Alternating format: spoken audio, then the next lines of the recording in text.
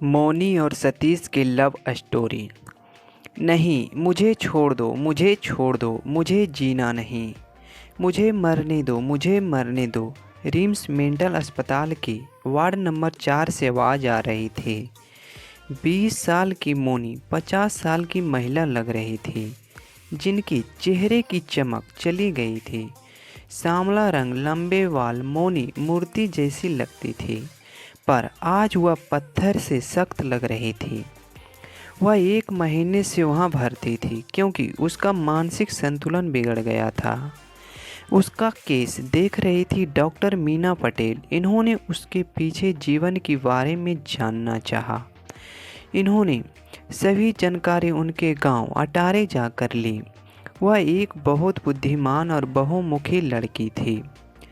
उसे 12वीं कक्षा में 99% अंक मिले थे। उसके पिता चाहते थे कि वह डॉक्टर बने, लेकिन उसका एक अलग विचार था। वह एक शिक्षक बनना चाहते थे। उसका मानना था कि भारत का भविष्य भावी पीढ़ी पर निर्भर है।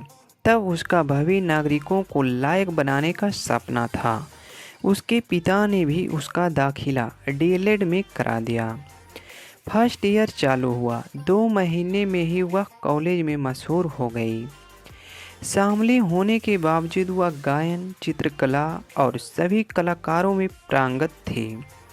इसके चलते उसे अपना एक अलग फैंस तैयार कर लिया था।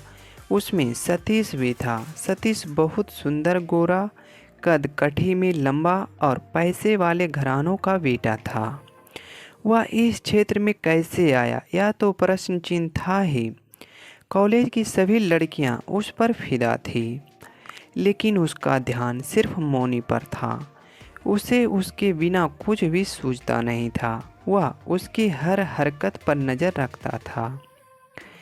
यह मामला मौनी की नज़रों से नहीं बचा था, लेकिन उसको लगता था कि सभी अमीर लड़के बिगड़े हुए होते हैं, ईमानदार तो होते ही नहीं। इसलिए वह जानबूझकर उस पर ध्यान नहीं देती थी। लेकिन एक दिन अचानक मौनी पैदल घर जा रही थी। तब उसकी बेस्ट फ्रेंड खुशबू उसके साथ थी। सतीश ने उसके सामने कार रोकी, लेकिन मौनी आगे निकल गई। सतीश भी गाड़ी से उतर गया और जिद करके मौनी और खुशबू को कार में बैठा लिया और दोनों को घर छोड़ आया। उस दिन से उसकी दोस्ती और पक्की हो गई। दोस्ती कब प्यार में बदल गया पता ही नहीं चला। 2 साल के अंदर ही दोनों में गहरा प्यार हो गया। आज रिजल्ट का दिन था। मौनी कॉलेज में फर्स्ट आई थी। सतीश भी अच्छे अंकों से पास हो गया था। दोनों को नगर पालिका में प्राथमिक विद्यालय में नौकरियां मिल गई थी। दोनों सेटल हो गए थे और सब कुछ अच्छा चल रहा था। लेकिन एक दिन अचानक सतीश के पिता ने इन दोनों को एक साथ देख लिया। सतीश ने अपने प्यार के बारे में सब कुछ बता दिया, लेकिन उसके पिता ने अपने दोस्त की बेटी मधु से सतीश की शादी करवा दी। यह खबर मौनी तक पहुंची और उस दिन से लेकर आज तक वह इस मौत के दंश झेल रही है। यह सब जानकर डॉक्टर मीना पटेल को बहुत दुख हुआ। उन्होंने उसकी बहुत मदद की। उचित उपचार का उपयोग करके उसे इस स्थिति से बाहर निकालने में मदद की। करीब 6 महीने बाद मौनी पहले की तरह सही हो गई। वह एक नए दृढ़ संकल्प के साथ अस्पताल से बाहर आई। उसने खुद को आदिवासी क्षेत्र में स्थानांतरित कर लिया। वहाँ के बच्चों को पढ़ाने और उनकी कठिनाइयों को समझने और उनकी प्रगति की राह में लाने का बीड़ा उठाया। उनका पुनर्जन्म हुआ था। अब मौनी इन बच्चों के लिए अपना जीवन बिताने के लिए तैयार थी। अपने हंसमुख और प्यार के भरे स्वभाव के कारण वह सभी को चहेती बन गई। वह स्कूल में दोहरी अध्यापिका के रूप में कार्यरत थी। वहाँ के प्रिंसिपल भी उसके पिता के समान स्नेही थे। वह उसे अपनी बेटी की तरह मानते थे।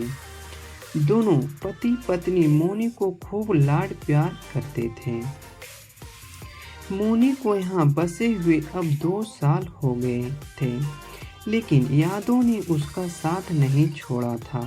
कभी कभी वह बहुत दुखी हो जाती, लेकिन आखिरकार वह खुद अपने आप को मन को शांत करती। आखिर प्रधान 4 की सेनावृत्ति होने का दिन आ ही गया। बेहद भावुक रुसल से उन्हें विदाई दी गई। गांव वालों ने बड़ा आयोजन किया और मोनी अकेली रह गई। उस दिन वह बहुत रोई। अगले दिन जब वह स्कूल गई तो उसे पता चला कि एक नए शिक्षक स्कूल में आए हैं। सरपंच शिक्षक को स्कूल ले आए। उसे अपनी आंखों पर विश्वास नहीं हो रहा था, क्योंकि वह नया शिक्षक सतीश था। उसने अपने चेहरे पर कोई भाव नहीं दिखाया। उसने स्वागत समारोह आयोजित किया। सरपंच और ग्रामीण समारोह में गए, लेकिन अब तो मोनी से नहीं रहा गया। उसने उससे पूछा, तुम यहाँ क्यों आए हो? तुमने मुझे फंसाया और अब तुम देखने के आए हो मैं जिंदा हूँ या मर गई।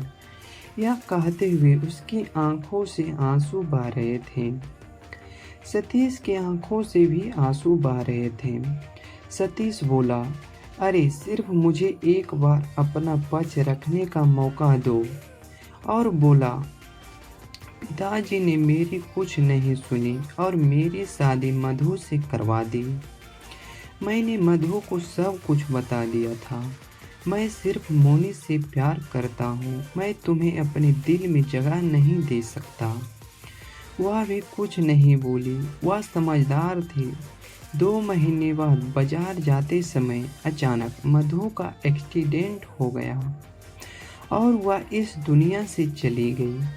मैं क्या करूं? मुझे कुछ समझ नहीं आ रहा था। उसके सारे काम पूरे करके मैंने तुम्हारा पता लगाया और स्थानांतरण आवेदन प्रस्तुत किया। बड़ी मेहनत से मुझे यह स्कूल मिली। तुमसे दूर होकर भी मुझे कभी खुशी नहीं हुई। मैं अपनी बाकी की ज़िंदगी तुम्हारे साथ बिताना चाहता हूँ मोनी। क्या तुम मुझसे शादी करोगी? मोनी ने जल्दी से सतीश को गले लगा लिया।